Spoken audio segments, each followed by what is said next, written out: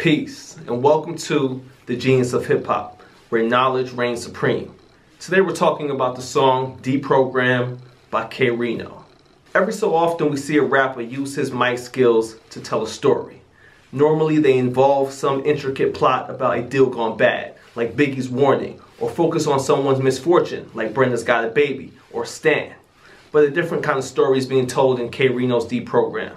The rap style story is told in 3 verses and is packed with vivid imagery, the building plot, and much emotion. The first verse opens the story. A man comes to see the doctor because his brain is corrupted by negative influences. The main character, the doctor, and the patient could serve as 2 possible representations. One being the current tug of war in hip-hop between the old school lyricists and the new school rappers. The new school being the negative influences and the old school being the doctor. Or 2, the patient could be seen as the rap itself, similar to how Common described hip-hop in his classic song, Her. And the doctor serves as the conscious rappers trying to bring it back to life. The patient is a person plagued by the ignorance and gimmicks of the current rap game, yet they somehow still seem to enjoy and taking part in the ignorance. The ratchetness defeated my ability to fight it. I know that it's atrocious, but somehow I've grown to like it. Almost like at one time we all hated mumble rap and the cadence of rappers such as the Migos. But with time, it's almost become its own genre. Even Hove has resulted in jockeying the style of the Migos and has a song featuring Future. In verse 2, the first method the doctor tries is a pill, but that can only cause the patient's body to reject it and convulse much like an addict. This could be just a metaphor for the way mainstream rappers glamorize the use of drugs in their music, or it could be speaking to the constant drug use by artists themselves.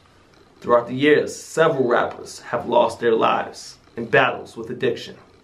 DJ Screw, Old Dirty Bastard, Pimp C, and more recently, Lil Peep and Mac Miller. The patient seems to know he needs help and wants to be cured before he reaches the level of overdosing. As the pill, it doesn't work. Wasn't progress, the process wasn't clean. He was harder to redeem. This was one of the most extreme cases I'd ever seen. I expect a little resistance, but never. The doctor is forced to try different measures. He begins to look into the mind of the patient. Inside he finds mostly dangerous languages in his subconscious and not a single independent thought. Just regurgitated garbage from the trash that he's consumed. Things take a dramatic turn in verse 3. The doctor starts a filtering process, sending both negative and positive images through the brain of the patient, similar to Ludovicio's method in A Clockwork Orange. The patient rejected anything positive, showing the doctor that he was far too gone to the negative side. Much like conscious rappers are often left out of hip-hop's discussion because they aren't fun enough. The patient responds with outbursts of his toxic learnings. Saw no chances. He started yelling, turn up, and doing funny dances. The doctor goes to an extreme plan of action and connects his brain to the brain of the patient in an attempt to share his knowledge. Now this is some Frankenstein meets rap stuff right here. Second, the pressure grew, came to the conclusion there was only one thing left to do. He's nearly a vegetable, I have to handle this directly. Laid on the table next to him, told my intern to connect me and effectively inject more intellect till he was stable, similar to car batteries connected with jumper cables. The way he describes the scene in the 3rd verse gives such an image. The song could easily survive and could arguably be better without a video. Plug me in to try it. Sparks flew from the wires. The lights were flicking on and off. The room was on fire and purple. Communication after that was non-verbal. The screen said total completion of transfer. The doctor says he's never lost a patient, and the procedure allows him to keep his track record, for sure, by saving the poor guy.